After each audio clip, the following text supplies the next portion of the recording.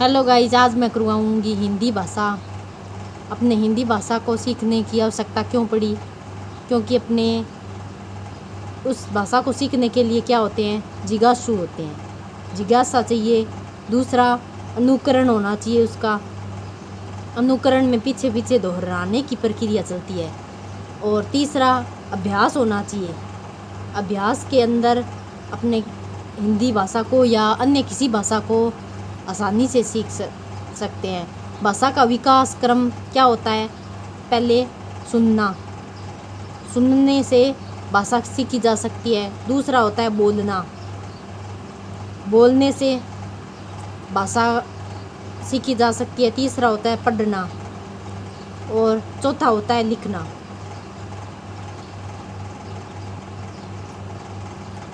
इसे कहते हैं LSRW।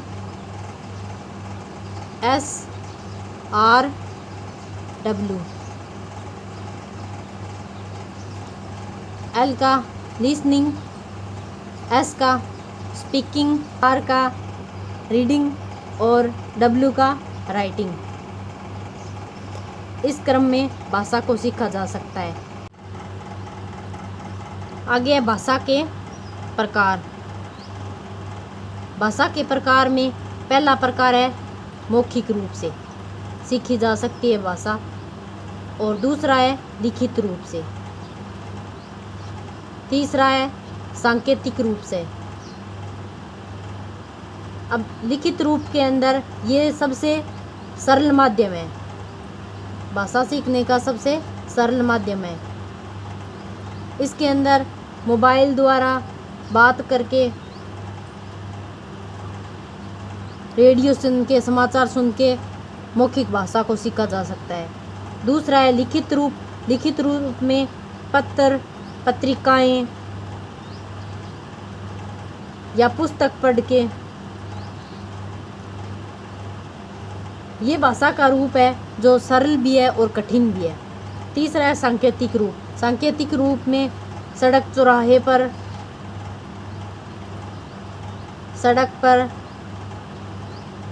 चौराहे पर जो पुलिसकर्मी खड़े होते हैं या संकेत दिए उनके माध्यम से अपने भाषा, सांकेतिक भाषा सीखते हैं।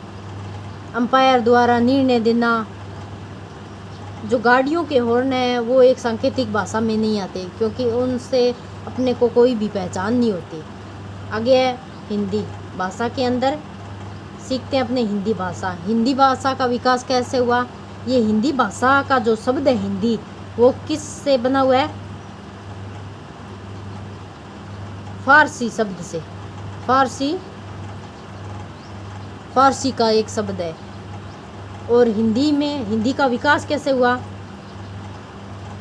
विकास हुआ संस्कृत से।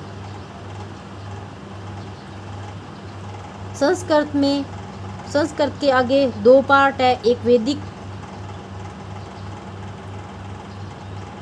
दूसरा है लौकिक। वैदिक और लौकिक में, वैदिक के अंदर वेद या उपनिषद और लौकिक के अंदर लोगों द्वारा लिखे गए रामायण, महाभारत इत्यादि। अब लौकिक भाषा है। लौकिक के अंदर इसका भाग है पाली। पाली की जो प्राकृत भाषा है उसके भाग अपभ्रंश से लिया गया है। अपभ्रंश में ही एक शौरसेनी अपभ्रंश द्वारा हिंदी का विकास हुआ है। हिंदी में आगे अपने व्याकरण का टॉपिक करेंगे। जैसे व्याकरण का अंग। व्याकरण के अंग में 3 प्रकार के हैं। पहला है वर्ण, दूसरा है शब्द और तीसरा है वाक्य। पहले वर्ण क्या होते हैं और वर्ण कितने प्रकार के होते हैं? वर्ण के प्रकार है 2। पहले स्वर और दूसरा व्यंजन। 2 प्रकार के वर्ण होते हैं।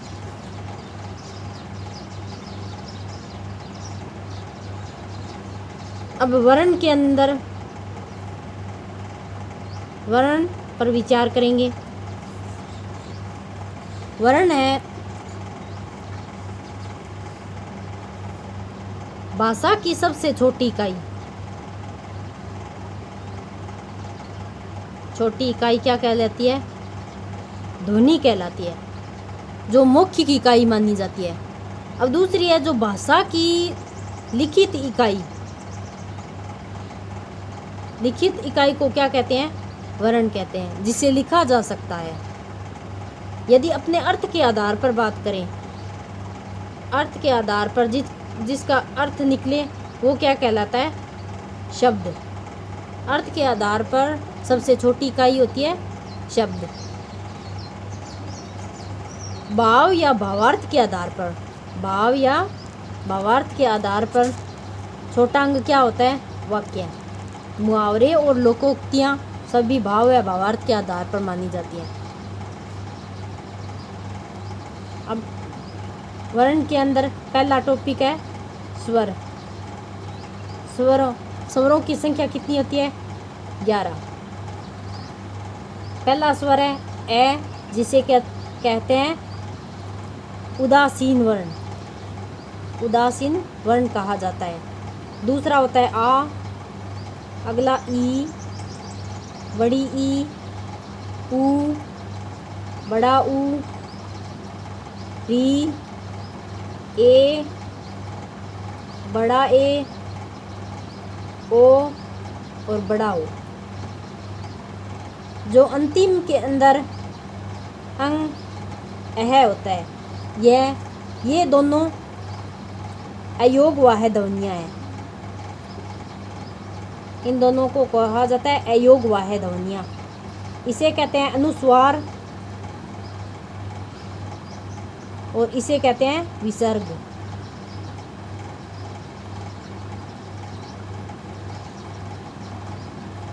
इन दोनों को जोड़कर अयोग वाहे ध्वनियाँ कहा जाता है। अलग अलग कहें तो इसे अनुस्वार और इसे विसर्ग कहा जाता है। ए है, इसमें कोई भी मात्रा नहीं होती है, ये एक उदासीन वर्ण होता है। स्वरों का वर्गीकरण। स्वरों को कितने भागों में विभाजित किया गया है? 4 भागों में विभाजित किया गया है। पहला भाग है मात्रा के आधार पर। दूसरा भाग है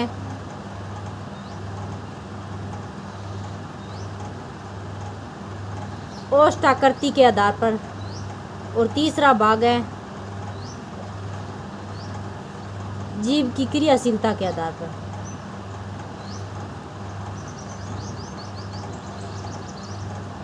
चौथा है तालु की स्थिति के आधार पर। इसमें पहला मात्रा के आधार पर करेंगे।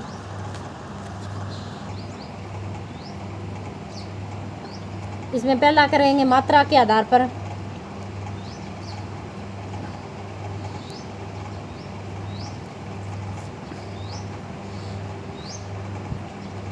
मात्रा के आधार पर आगे 3 प्रकार है। पहला प्रकार है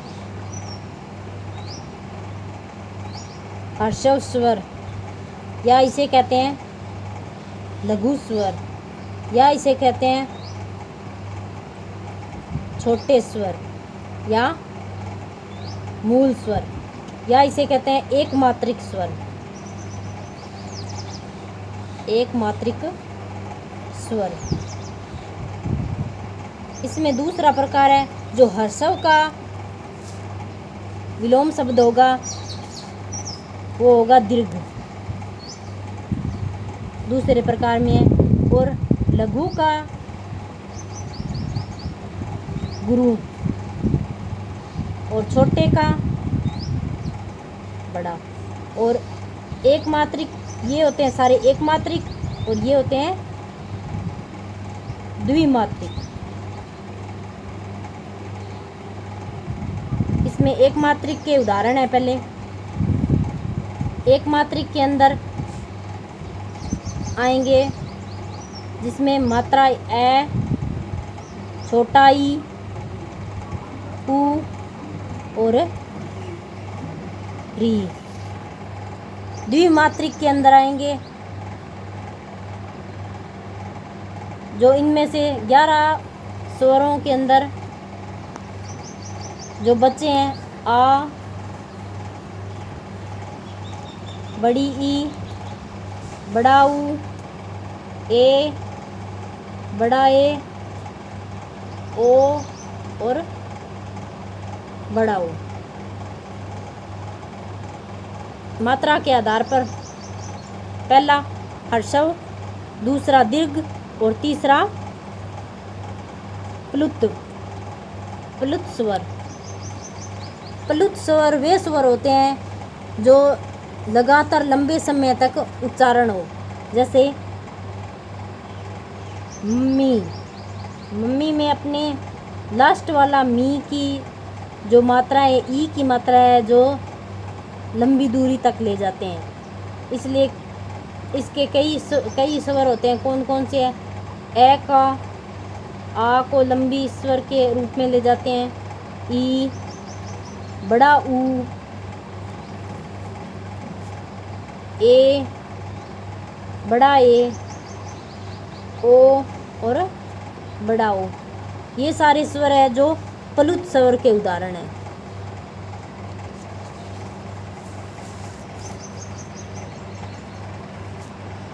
अगला स्वरों में दूसरा ओष्ठ के आधार पर, ओष्ठ आकृति के आधार पर। ओष्ठ आकृति में आकृति ओष्ठ की गोल हो और या गोल न हो। ओष्ठ आकृति के आधार पर 2 प्रकार के हैं। पहला प्रकार है वर्ताकार, इसे कहा जाता है वर्तमुखी। दूसरा प्रकार है अवर्ताकार, इसे कहा जाता है अवर्तमुखी। पहले प्रकार के अंदर वर्तमुखी के अंदर जिसमें होठों की आकृति गोल हो, होठों की आकृति में ऊ बोलने पर, ऊ का उच्चारण करने पर होठों की आकृति गोल होती है। बड़े ऊ का उच्चारण करने पर भी आकृति गोल होती है, ओ और बड़ा ओ। इनकी संख्या है 4। जो ओष्ठ आकृति में वर्ताकार आकृति वाले स्वर है, इनकी संख्या है 4। आगे अवर्ताकार या अवर्तमुखी के अंदर जो इनमें से बच्चे हैं ए, आ, ई, ऊ यहाँ आ गया, बड़ा ऊ यहाँ आ गया और ए, बड़ा ए, छोटा ओ, बड़ा ओ वर्ताकार में आ गया। तो इनकी संख्या हो गई 6। आगे है स्वरों के प्रकार में तीसरा प्रकार जीभ की आकृति के आधार पर, जीभ की क्रियाशीलता के आधार पर। इसके अंदर है जीभ की क्रियाशीलता के आधार पर 3 प्रकार होते हैं। पहले अग्रभाग से, जीभ के अग्रभाग से बोले जाने वाले स्वर, जीभ के मध्य भाग से बोले जाने वाले स्वर और जीभ के पश्च भाग से बोले जाने वाले स्वर। अग्रभाग से बोले जाते हैं और मध्य भाग से बोले जाते हैं और पश्च भाग से बोले जाते हैं। मध्य भाग वाले के अंदर एक ऐसा वर्ण है जो ए की मध्य भाग से बोला जाता है और ए के अलावा जो तीन की आकृति से लिखे जाते हैं। आ, तीन की आकृति मतलब आ, ऊ, इन्हें लिखने के लिए तीन की आकृति बनाते हैं। बड़ा ऊ, ओ और बड़ा ओ। ये सारे वर्ण हैं जो पश्च में आएंगे। इनके अलावा मध्य, पश्च, इनमें लिखे जाने के अलावा जो भी स्वर है वो अग्र स्वर में आएंगे। बचे कौन सा है? ई, बड़ी ई, ऊ इसमें आ गया, बड़ा ऊ इसमें आ गया, ए और बड़ा ए, ओ इसमें आ गया, री।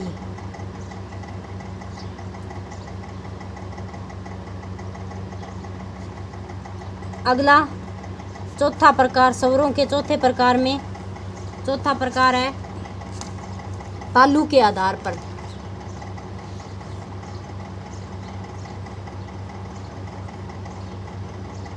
तालु की स्थिति के आधार पर। तालु की स्थिति के अंदर तालु की स्थिति चार प्रकार से होती है। पहली होती है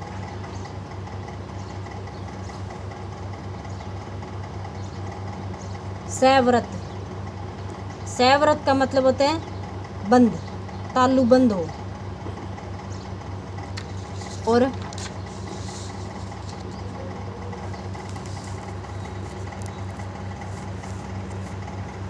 दूसरा है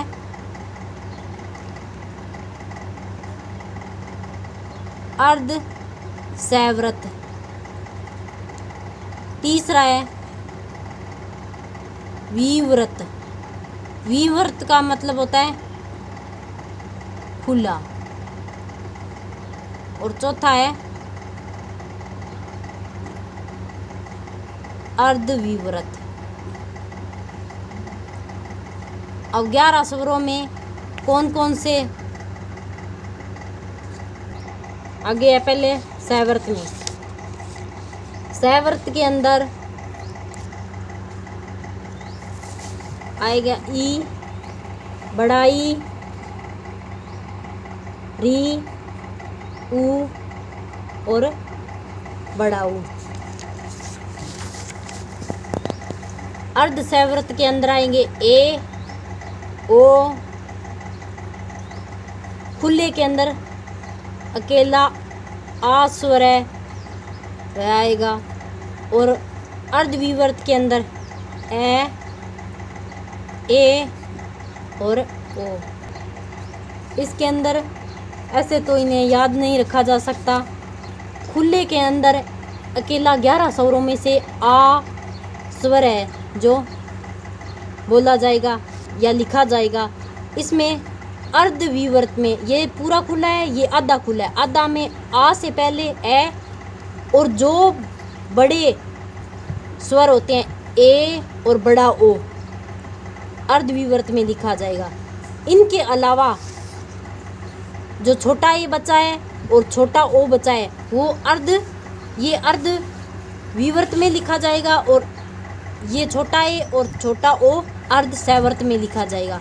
और जो बचे हैं ई, बड़ी ई, री, ऊ और ऊ सैवर्त में लिखे जाएंगे। धन्यवाद।